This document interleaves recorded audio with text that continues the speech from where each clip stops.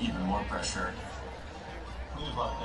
Welcome into Notre Dame Stadium. I'm Jackson Neill, that's Sabrina Hoover, and we're getting you ready for another Notre Dame football matchup, which you can watch on WNDU coming up at 3:30. But before then, we got to preview this game, Notre Dame versus Purdue, Sabrina.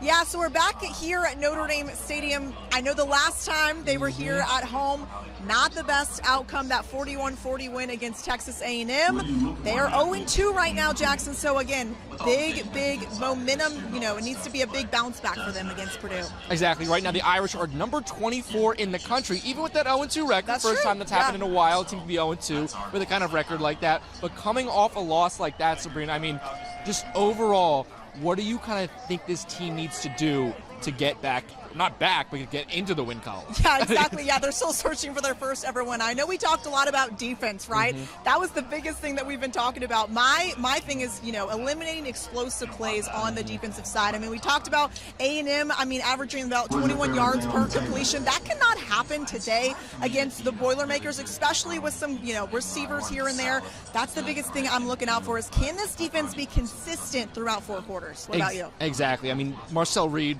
had 17 completions for 360 yards for Texas A&M. That's over 21 yards per completion. I've never seen a stat line like that from a quarterback. Yeah. The way he was able to carve up this defense was not okay. They need to fix something now. This Purdue offense, we can go into it a little bit, it's not as good as this Texas A&M offense was. They have some solid playmakers here or there, but it's not the same level of talent. But still, this defense, when you look at what happened last week, running a lot of zone, getting absolutely no pressure on the quarterback. Sabrina, Boubacar Traore, he has a sack. Who else has a sack? No one. I was going to say, that's the biggest difference from last year to this year. I mean, last year you had guys like Xavier Watts, obviously Howard Cross III, Riley Mills, 3 big playmakers that made big plays on the defensive side, but you just said it right there. 1 sack and only 1 interception through 2 games this year. That's something that you just would not think about with this Notre Dame defense. Exactly, and I think what I always come back to coming off that loss right now, kind of wrapping up the thinking of that loss, at least for now, is, okay, Notre Dame scores 40 points at home. Is there usually a world where they lose a football game when they do that? Because no, that's not usually the standard this defense is having.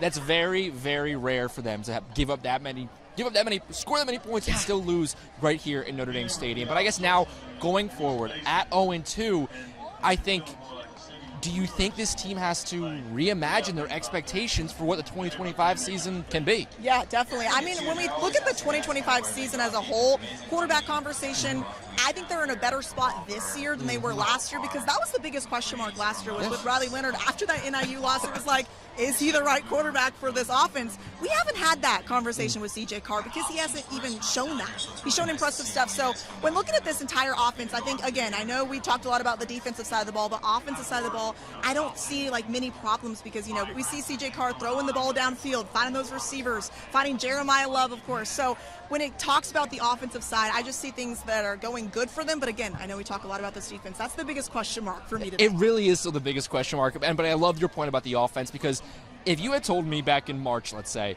all right, Notre Dame starts the season 0-2, what is the problem? I probably would have said, offensively, you have a young quarterback, whether it was Minchie or Carr, young quarterback, didn't have much experience. They probably struggled. They put up 60-plus points through 2 games. Carr, yes, he threw that bad interception against Miami, but he bounced back with a scoring drive. I know they had the block punt, so take that off the scoreboard. The offense still put up 33 points last week. Carr and this offense has actually looked pretty solid, and yes, there's been pieces where game 1 they did not run the ball nearly enough with Jeremiah Love and Jadarian Price. This past game, I don't think the Wildcat worked all that well. So there's been little things. But as a whole, it's been pretty solid, where last year you mentioned Riley Leonard took it to Miami of Ohio to throw his first touchdown pass. We had a tracker last year of when that first touchdown pass would happen. And I like the idea of comparing this year's team with last year's team, because in your mind, Are they in a better spot this year than they were last year after that NIU loss? Yeah, I think honestly, when you look at the schedule, the strength of schedule, I think it's better this year. You know, they have some big opponents that they're going to face here coming up. But when, again, I know I go back to this defense, but it's like I know they only lost a few points to some really, really great teams here in week 1 and week 2. You even asked Marcus Freeman, I think it was like, when you lose these close points, how are you supposed to win those? And he's like, consistency. That's the biggest thing that they have to do. So when I'm looking at last year to this year, I'm in an iffy spot on different situations for the defense. I think last year was obviously way better. They were in a better position. But when you talk about the offensive side of the ball, I think they're in a better position this year. And schedule-wise, I also think that as well. See, I'm going to disagree with that. I think right now they're in a worse spot off than they were last season. After last year's NIU loss, we all talked about where the playoffs done. And we were right to talk about that in the moment. But I think once we saw how a 12-team playoff played out, we realized that one loss really does not disqualify you no matter kind of who you are. Right. I think 2 losses for a team like Notre Dame that's not in a conference. Remember, like most 2-loss teams have the opportunity to still play well in conference play and then go through and maybe win the conference championship or at least get to the conference championship game. Notre Dame doesn't have that luxury. They don't have that benefit of a conference. So I think 2 losses for them make it very, very tough where even if you just went out, you still are not guaranteed a spot. You still need help. You still need help. Whereas last year, they won out and they were able to host a playoff game. That's true. I don't think that's the case this year. Yeah, definitely. And I also want to point out they're the first AP, to still be in the AP Top 25, 0-2 team to be in the AP Top 25 since 1988. That's another big thing, of course, for Notre Dame to see that they're still in the AP Top 25, as well as USC actually stuck in the AP Top 25, another school that Notre Dame will have to face later on. Exactly, and that's when we start to think about the playoffs and you start to think about the strength of schedule right there. NC State, Navy, they're both receiving votes right now in the poll, but of course USC being ranked, that helps Notre Dame. The Irish need A&M and Miami to keep on winning, and they need some other teams to kind of get ranked on that schedule. But I want to go into this game now specifically here today. You kind of mentioned it a little bit, limiting explosive plays. I'm going to agree with you on that fact of what Notre Dame needs to do, but I think there needs to be a fundamental change with this defense. During the week, Marcus Freeman talked about its execution. I disagree with that. I look at this defense, and I think there's some scheme issues with this defense. We talked a little bit about the zone coverage. I know you have Leonard Moore. He's questionable coming in today. Right. That's a big thing, too. Exactly. You're worried, and he's been getting banged up recently. You're worried about your depth at cornerback because I don't think Zachary, I don't think Hobbs, I don't think they're really ready for the big moments. So I completely understand that. But at a certain point, you have to stop playing some zone maybe bring a blitz, get some pressure on a quarterback. No matter what you have back there in the back end, they're going to get picked apart if you give a quarterback all day to throw the football. They need more pressure. Something has to change schematically. You can't just say, play harder, play better. Something has to change with this defense, with defensive coordinator Chris Ash and the way he calls it, because the way this defense just looks, talent-wise, pretty similar to last year. Experience-wise, more inexperienced, but the cohesion, completely different. And I love how you said the talent-wise, because going into this season, we were like, this talent is stacked on this defensive side of the ball. We were only putting question marks on the offensive side of the ball, which is actually kind of funny to see how this season's kind of played out so far. But I think you're right. I mean, it goes back to the consistency, and I think even the players are talking about communication being a problem as well on the defensive side of the ball. Those are things you cannot have happen throughout the season, especially if you want to bounce back on the defensive side of the ball, especially showing you can actually bounce back in a game like this. It has to be today against Purdue. Exactly, it really does. And I mean, you mentioned the communication.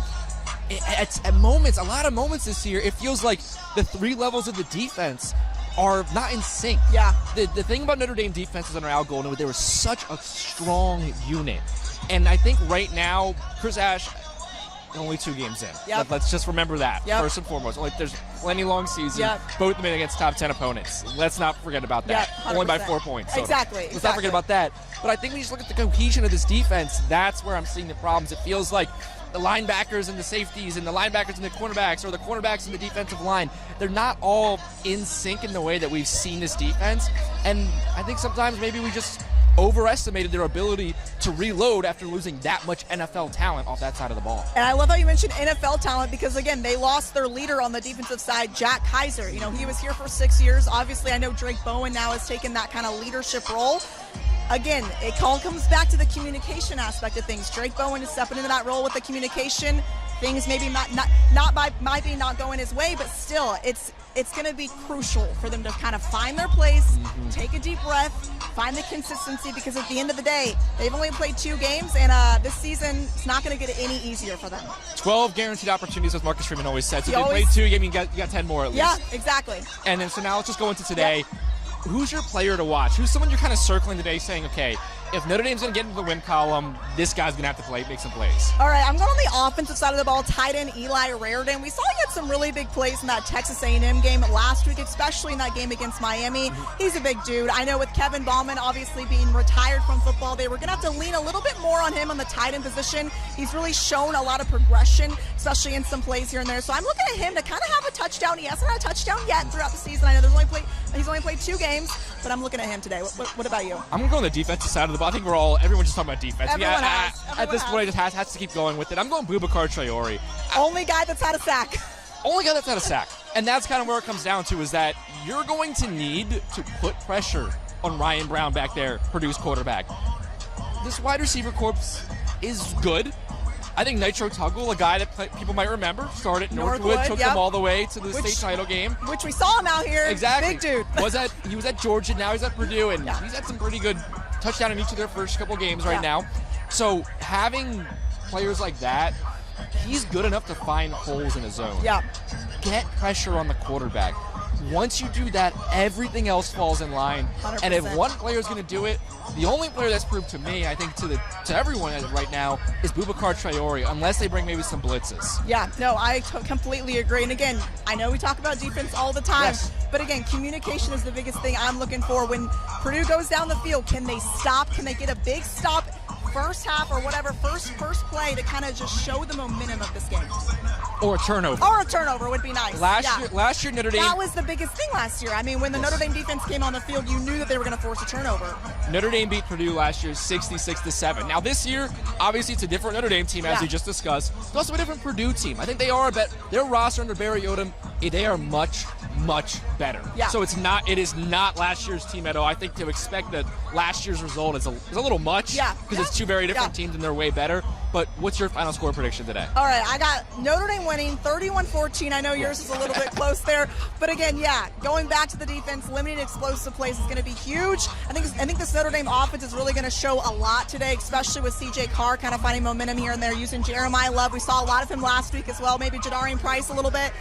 With Leonard Moore being questionable, it scares me in the secondary, so I don't know how that's going to go. But on this defensive side of the ball, the biggest thing, consistency. Do not let Purdue, get any momentum. Don't even let them just hang around in this game. So I'm going 31-14 Notre Dame. I'm going really close. I'm going 31-13. I'm actually going back to last season's Georgia Tech game, a game where when you look at the final score, they won 31-13, and you feel pretty good about that. Yeah. But when you watched it, it was just kind of sloppy at points. It wasn't a complete game by either team. There was some big play here or there. I kind of see that happening today, where Notre Dame gets their season back on track, but you can't expect every issue to be fixed in 6-7 days. Yeah. This is a season-long process. I think they come out today, they get the double-digit win, only by 18, might be important to some, and they get the double-digit win, and then you're feeling better, but everything's not completely solved. And I love how you said 6 days, because they had a bye week after that Miami game, and we saw they played against Texas A&M. So it's like, that's the one thing I go back to. Exactly. Is like, what has been fixed right now throughout 6 days? And I want to see some things fixed, and I think they're going to show that. But I do too. With Arkansas coming up on deck, they need to show some things are fixed, but they can no longer be overlooking any game. 100%. And guys, it is a little bit warm today, actually. I feel a little sweat dripping down, but no, not too bad. It's not too bad out here. Well, remember, you can watch this game coming up at 3:30 on WNDU. Part of a great football day. We got Maryland, Wisconsin going on right now. Then we got this game at 3:30. We got Indiana versus Illinois. I think that might be the game of the day, honestly.